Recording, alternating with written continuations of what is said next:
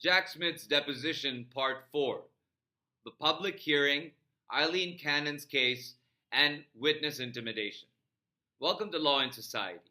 What I'm doing is breaking down Jack Smith's deposition that he gave before the House Judiciary Committee that was leaked, that wasn't leaked, that was quietly made public by Jim Jordan. And essentially, it's a rehashing of what happened on January 6th.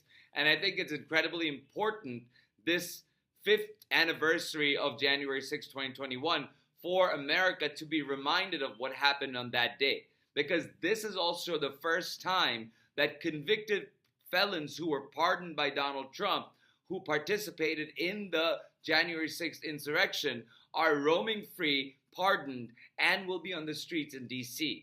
What that will bring remains to be seen. But while they do that, we need to keep at the truth and keep reminding people about what happened on January 6th. So we are going to talk today about public hearings, Aileen Cannon, and witness intimidation. And you'll notice that the questioning changes here because Democrats are questioning in this instance. So they give, they ask leading questions by providing Smith sort of the platform to then say yes or no, or to sort of be more terse and give less room for interpretation of where that testimony is being driven towards. So the question, can you tell us why you felt it was important to make a request for a public hearing? I'm proud of the work that we did as a special counsel's office. I'm particularly proud of the people who I've worked with, the career public servants I worked with who have been vilified by President Trump, and people who work for him. And I think someone needs to speak up for them. Did you want to testify publicly to rebut some of these accusations from the president that you just mentioned about in your investigation? Jack Smith. Yes, that's what I meant. Accusations, not just against me, but against career prosecutors, career FBI agents who have served our country and who have been vilified wrongly. I think it's really important to correct the record on that. And you were granted that request to testify publicly before this committee? No, Smith says. Question. Yeah. Just to make it clear for the record, Mr. Trump said that this is a quote, I'd rather see him, as in Jack Smith, testify publicly because there's no way he can answer the questions. So let's turn to a few of those questions. Do you recall an October 14, 2025 letter to you from Chairman Jordan requesting a transcribed interview? He sent a letter asking me to be interviewed. Yes, says Jack Smith. Question. Do you agree with the majority's characterization that your office was weaponized? Smith says no. Question. If the case files were released, would they include any political considerations by you or your team as you investigated and charged these cases? Jack Smith.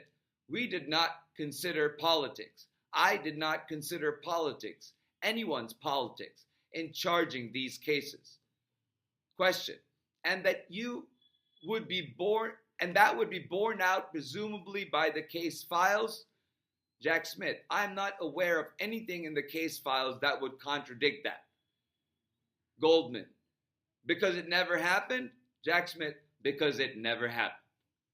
Now on to the Cannon order for Volume 2 and the injunction on what can be said about the documents case. Because the injunction remains and because it was a federal judge ruling, Jack Smith says straight out over and over, well, there is an order of Judge Cannon, an injunction regarding Volume 2.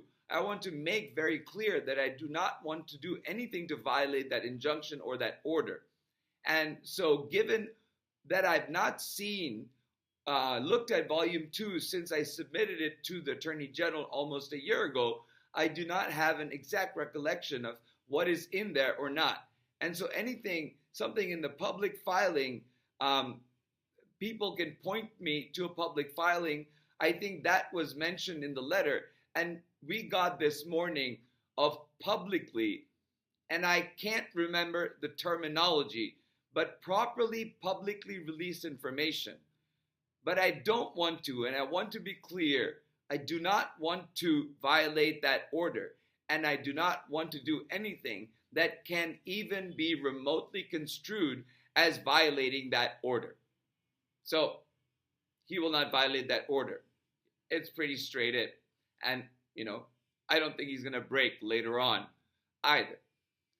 Representative Raskin asks, do you have any idea of how many cases you've actually handled and prosecuted in your career? Jack Smith, I'm sure it's in the thousands. Raskin, have you ever been prosecuted for selective prosecution, vindictive prosecution, or partisan discrimination? Smith, never. Raskin, have you ever fired a prosecutor because they refused to engage in a prosecution on grounds that there was not sufficient evidence? Smith, no.